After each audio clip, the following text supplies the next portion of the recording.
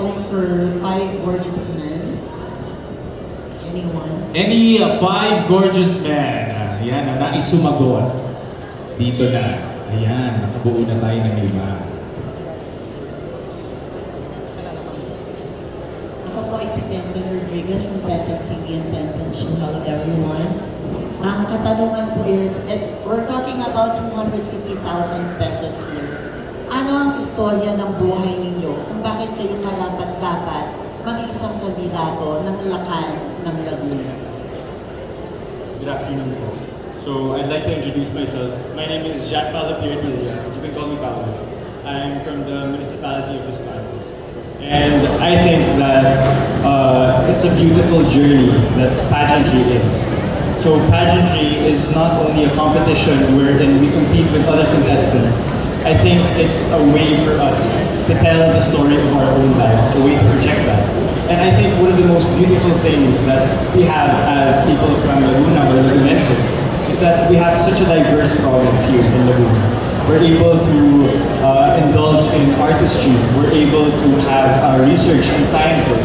It's really such a diverse place. And I think that in itself makes us as Lagunenses capable of having the crown, because that story in and of itself is something that is so rich, something that is so unique to us as Lagunenses, and that makes all of us here very capable and very willing to be candidates of this. Maraming salamat. Lakan mula sa Los Baños. Let's hear it from our Lakan from Victoria. Good afternoon, everyone. By the way, I am Joshua Magat Dizon from the municipality of Victoria, Laguna. Of course, aside from representing our municipality and our culture and history, I am here because I want to redeem myself. I was once here in an elect stage last 2023, but I wasn't be able to fulfill my goal, which is to win the crown.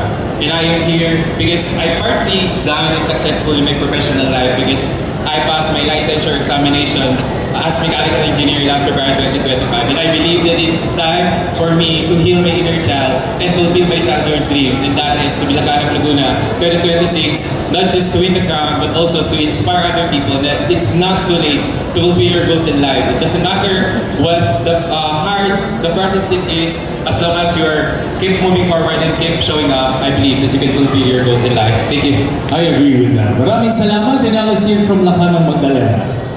Hello po, I am Emerson Romario po from Magdalena. Ang pagsali sa ganitong timpala ay hindi lang tungkol sa kagandahan, talinuhan. Para sa akin, ang pagsali sa ganitong timpala ay pagbibigay inspirasyon sa ibang tao. Dahil as a Lakan, ako po ay noon ay sumali na rin sa Ginoong Laguna 2025 at hindi po naglugi sa competition. At ako po, bilang Lakan, gusto kong magbigay inspirasyon para sa mga kapwa kabataan na nangangarap na sumali sa ganitong klase ng timpala. At gusto kong sabihin sa inyo na ang pagkakabigo ay hindi lamang tungkol sa pagbagsak. Ito ay matuturo sa atin sa pag-aaral. Hindi lamang pagkakaroon. Maraming salamat, Lakan ng Magdalena. Magandang hapon po sa ating lahat, lalo-lalo na po sa lugar natin Santa Rosa. Nais ko lang ibahagi kung paano ako nagsimula sa pagtapak sa isang male beauty pageant. Ako po ay nagsimula dito noong 2022 during pandemic. And during that time, nag-stop ako sa college. And I'm living alone here in Laguna.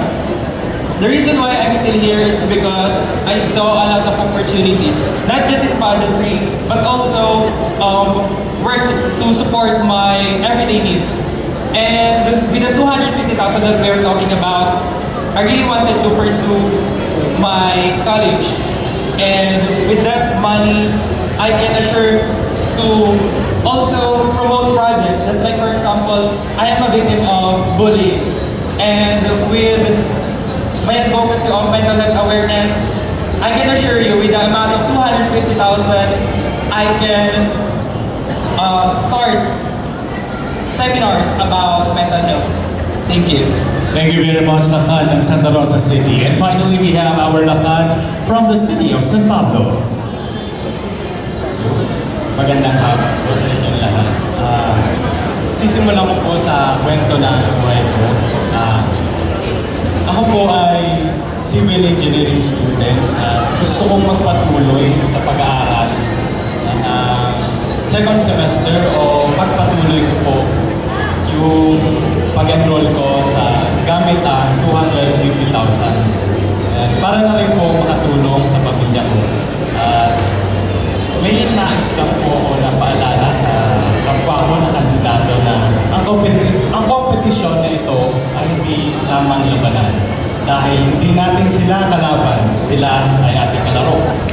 Hindi natin sila basta kalaro, sila ay ating kaibigan. Ayun lamang. Maraming salamat, mga lakan. Last female girl. Female na lang po last. Female, alright. Mga lakan mula sa Los Baños, Victoria Magdalena, Santa Rosa.